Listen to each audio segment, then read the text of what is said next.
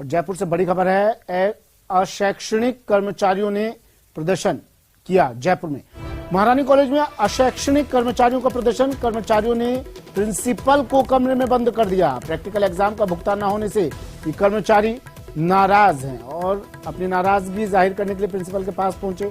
समस्या का समाधान नहीं निकला तो प्रिंसिपल को कमरे में बंद कर दिया। महारानी कॉलेज में अशैक्षणिक कर्मचारियों का प्रदर्शन, प्रिंसिपल को किया कमरे में बंद। भुगतान न होने को लेकर नाराज थे। प्रैक्टिकल एग्जाम का भुगतान नहीं हुआ था, जिससे ये अशैक्षणिक कर्मचारी नाराज थे। जब प्रैक्टिकल कार्यों में लगाया जाता है इन्हें, तो कुछ अतिरिक्त मानदेय, अतिरिक्त इन्हें दी जाती है रकम, लेकिन उसका भुगतान जब नहीं हुआ तो ये लोग नाराज थे इस चीज से। कई बार शिकायत भी की प्रिंसिपल से, लेकिन जब सुनवाई नहीं हुई तो आखिर में आक्रोशित इन कर्मचारियों ने प्रिंसिपल को ही कमरे में बंद कर दिया। बड़ी खबर जयपुर से।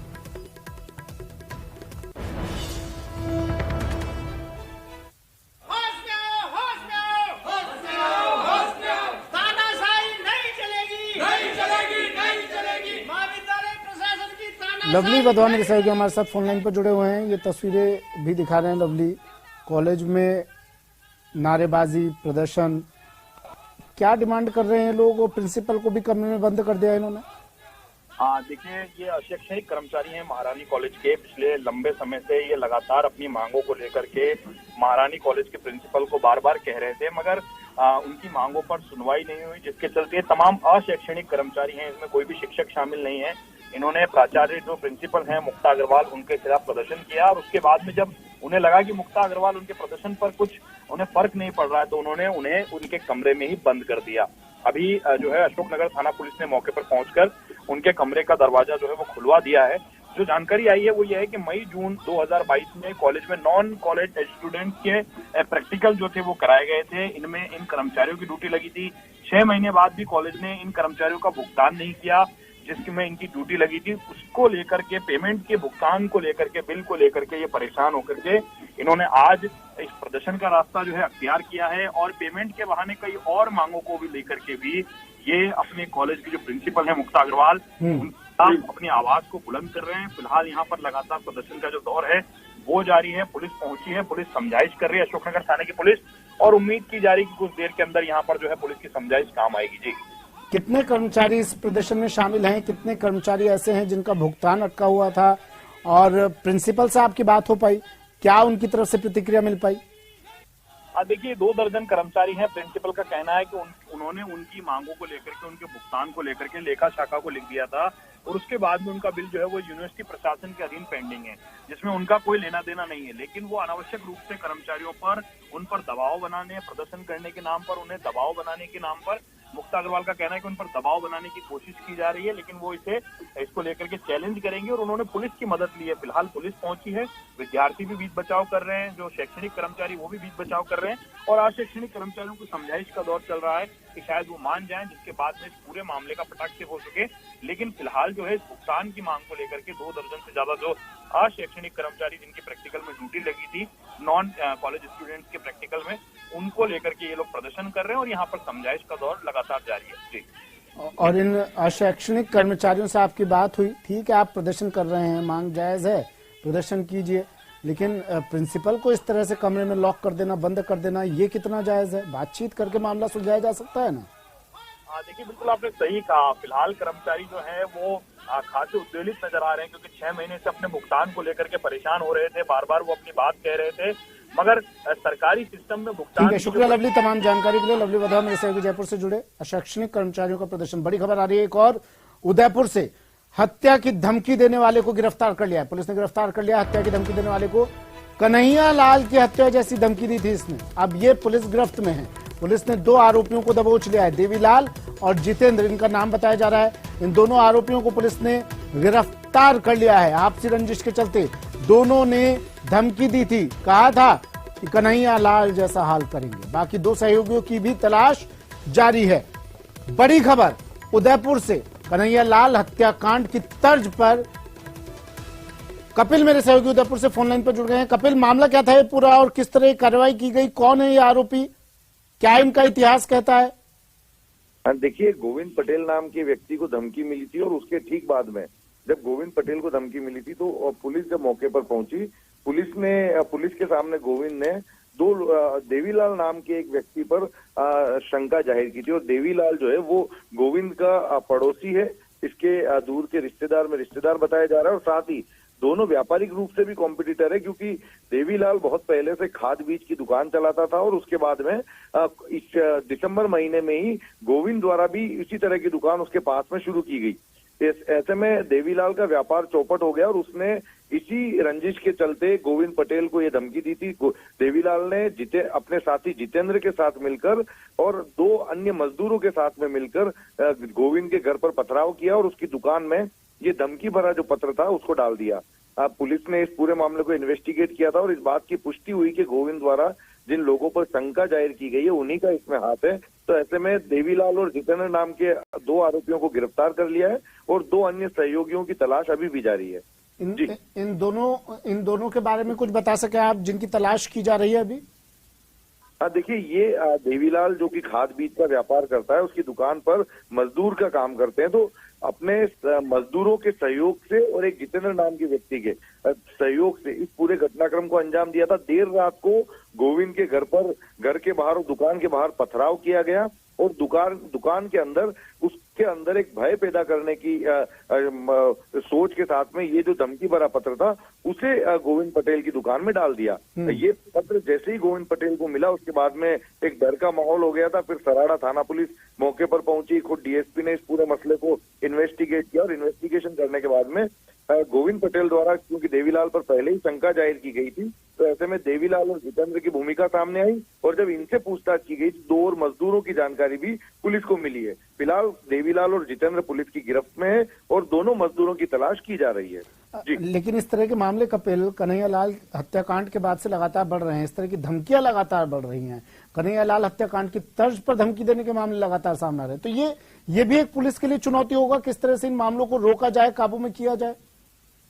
बिल्कुल, देखिए, क्योंकि जो आपराधिक प्रवृत्ति के जो लोग हैं उन्होंने कन्हैयालाल की तरह धमकी देना एक ट्रेंड बना लिया। उनको लगता है कि इस तरह की धमकी दी जाएगी तो उनका जो वर्चस्व है वो ज्यादा जो है वो फैलेगा और लोगों में उनके प्रति डर पैदा होगा। तो यही वजह है कि इस तरह के ट्रेंड को लगातार अपनाया जा रहा है। और देखिए, 28 जून को जब कन्हैयालाल की हत्या हुई थी उसके बाद में हमने दर्जनों बार देखा कि आपराधिक प्रवृत्ति के जो लोग हैं वो अपने विरोधियों को इसी तरह की धमकी देते हैं ताकि एक डर जो है वो पैदा किया जा सके। हालांकि पुलिस जो है वो गंभीर धाराओं में मामला दर्ज करते हुए कार्रवाई कर रही है ताकि इस तरह की धमकी देने से अपराधी जो है वो भी बचें, लेकिन इसका कोई खास असर देखने को नहीं मिल रहा है। जी सुमित।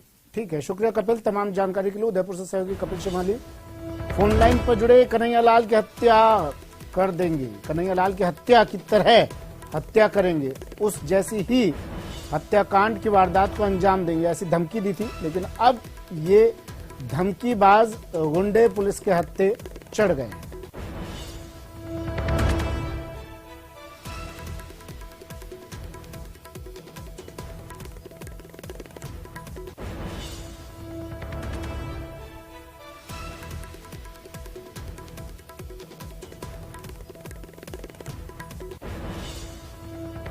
ये तस्वीर देखिए आप, पुलिस गिरफ्त में इन 2 आरोपियों को देखिए। ये वो 2 चेहरे हैं, ये वो 2 आरोपी हैं जिन्होंने धमकाया था आपसी रंजिश के चलते। देवीलाल और जितेंद्र इनका नाम है, लेकिन 2 आरोपी अभी भी फरार हैं। इनसे पूछताछ की गई। अब उन दोनों आरोपियों की गिरफ्तारी के लिए भी, उन दोनों सहयोगियों की भी, जो इनके सहयोगी थे आरोपी, उनकी भी पुलिस तलाश कर रही है। जगह जगह दबिश दी जा रही है। लेकिन ये 2 चेहरे, ये 2 आरोपी जिन्होंने धमकाया था आपसी रंजिश के चलते कि कन्हैयालाल जैसी हत्याकांड की वारदात को हम अंजाम देंगे, ये किसी वारदात को अंजाम देते, अपने मंसूबों में कामयाब होते, उससे पहले ही पुलिस का शिकंजा कस गया और इन्हें पुलिस ने गिरफ्तार कर लिया। बड़ी खबर। और टोंक के मालपुरा से बड़ी खबर है, पाइप से भरे ट्रैक्टर ट्रॉली से जुगाड़ टकरा गया। ट्रैक्टर ट्रॉली से भिड़ंत के बाद जुगाड़ पलट गया। जुगाड़ में सवार 7 लोग इस हादसे में घायल हो गए। सभी घायलों को मालपुरा अस्पताल पहुंचाया गया है। ट्रैक्टर ट्रॉली से भिड़ंत के बाद पलटा जुगाड़, ट्रैक्टर और जुगाड़ की ट्रैक्टर ट्रॉली और जुगाड़ की टक्कर। हादसे में 7 लोग घायल, जुगाड़ में सवार 7 लोग घायल, घायलों को पहुंचाया गया अस्पताल। कोटपुतली के चौमू थाना इलाके के हाईवे स्थित हाड़ौता के पास बीती रात 2 कारों में जबरदस्त भिड़ंत हो गई। हादसे में 2 लोगों की मौत हो गई, जबकि आधा दर्जन लोग, करीब 6 से ज्यादा लोग घायल हो गए। घटना के बाद हाईवे पर जाम लग गया और वाहनों की लंबी कतार लग गई। सूचना पर पहुंची पुलिस ने घायलों को अस्पताल में भर्ती करवाया और दोनों मृतकों के शव को मोर्चरी में रखवाया गया। बताया जा रहा है कि कार के आगे सड़क पर अचानक किसी मवेशी के आ जाने से यह हादसा हुआ।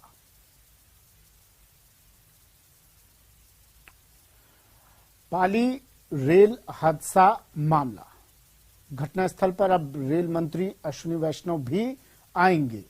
शाम 6 बजे अहमदाबाद से मारवाड़ जंक्शन पहुंचेंगे। राजकीयवास गांव के पास घटनास्थल का जायजा रेल मंत्री लेंगे और इस घटनास्थल का जायजा लेने के लिए खुद रेल मंत्री पहुंच रहे हैं। घटनास्थल पर रेलवे के अधिकारियों से जानकारी लेंगे इस पूरे हादसे के बारे में। रेल मंत्री ने पहले ही मुआवजे की घोषणा कर दी है गंभीर घायलों के लिए, और घायलों के लिए जो कम रूप से घायल हुए उनके लिए मुआवजे की घोषणा कर दी है। और आज खुद रेल मंत्री पहुंच रहे हैं घटनास्थल पर मौका मुआयना करने के लिए, जानकारी लेने के लिए रेल कर्मचारियों से बातचीत करेंगे। डीआरएम गीतिका पांडे, जीएम विजय शर्मा अभी मौके पर मौजूद हैं।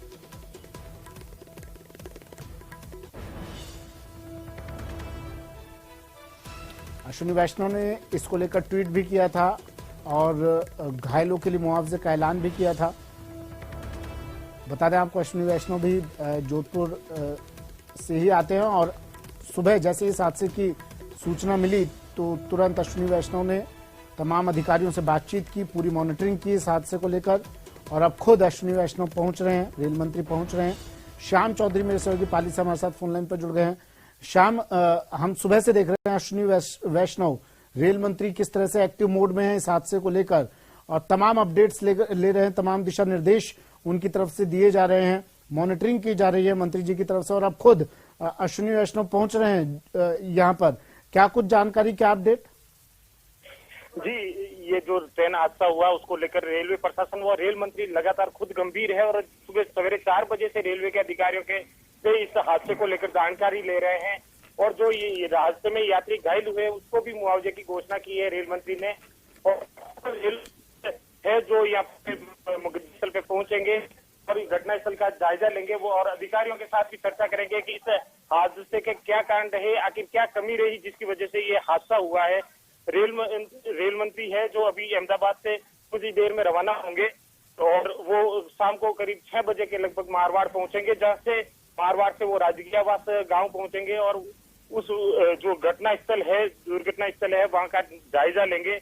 अभी फिलहाल मौके पर रेलवे डीआरएम गीतिका पांडे, रेलवे डीएम विजय शर्मा समेत रेलवे के आला अधिकारी व प्रशासनिक अधिकारी भी मौके पर है और रेलवे की जो लाइन है जो दुरुस्त करने में लगे हुए हैं और रेलवे पर जो ट्रैक है उसको सही कर रहे हैं। साथ ही जो शुक्रिया शाम तमाम जानकारी के लिए।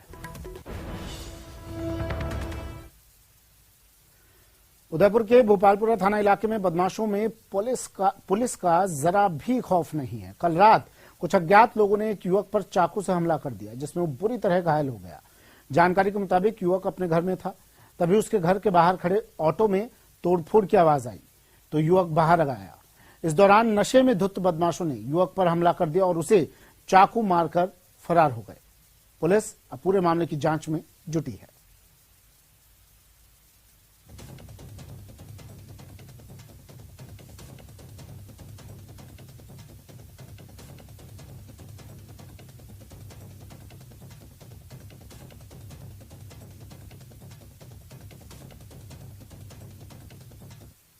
ग्यारह 11:30 बजे की बात है। मैं मेरे भाई हम कमरे में बैठे हुए थे।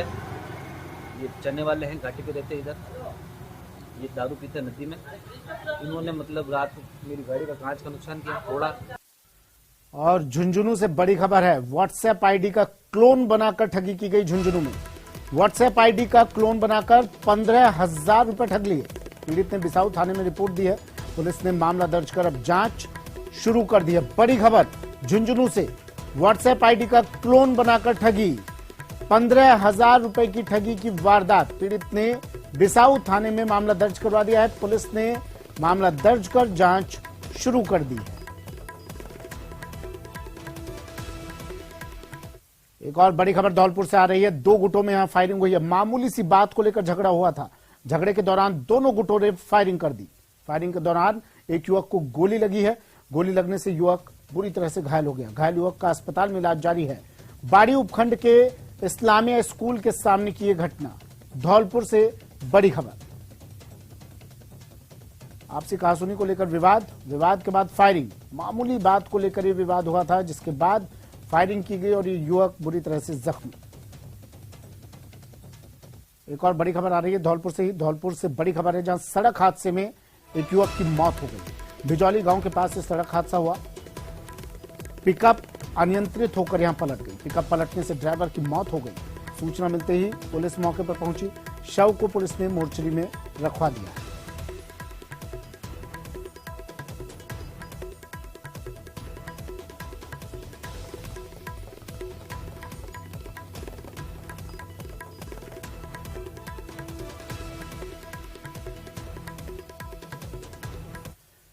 खबर दौसा से। दौसा में आज घने कोहरे के कारण सिकंदरा अलवर मेगा हाईवे पर भीषण सड़क हादसा हो गया। दरअसल मुकरपुरा चौराहे के पास एक कंटेनर और कार में आमने सामने की भिड़ंत हो गई।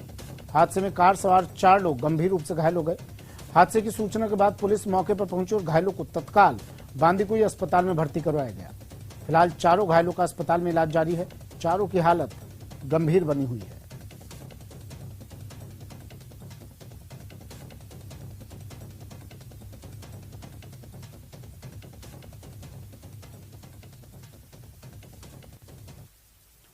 उदयपुर के सायरा थाना क्षेत्र में बदमाशों के हौसले बुलंद होते दिख रहे हैं। बीती रात करदा के मेघवाल मोहल्ले में एक मकान को चोरों ने निशाना बनाया। चोरों ने ताले तोड़कर लाखों के जेवर और करीब 20,000 रुपए नकद उड़ा लिए। चोरी की खबर पर सायरा थाना पुलिस मौके पर पहुंची और इस घटना की जांच कर रही है।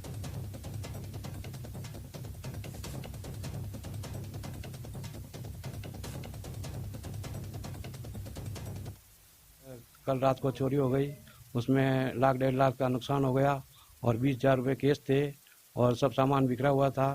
जब मैं सुबह आया तब देखा तो सब सामान बिखरा हुआ मिला था और सुबह मेरे को फ़ोन किया गया तो मैं सुबह उदयपुर से यहाँ घर पे आया। और कोटा से बड़ी खबर आ रही है। छावनी इलाके में गोदाम में चोरी हुई है। गोदाम से 10 किलो के काजू से भरे पैकेट चोरी हो गए। बाइक सवार चोरों ने इस वारदात को अंजाम दिया।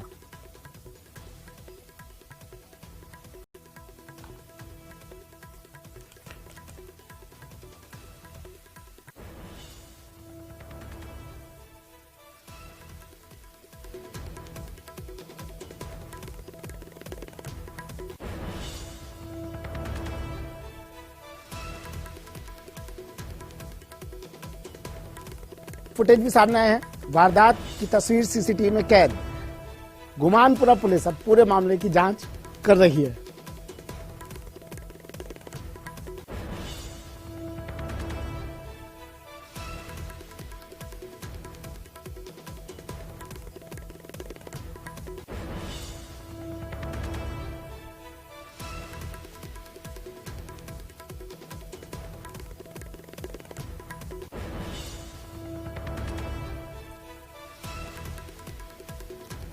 चलिए बुलेटिन में फिलहाल इतना ही। दीजिए इजाजत।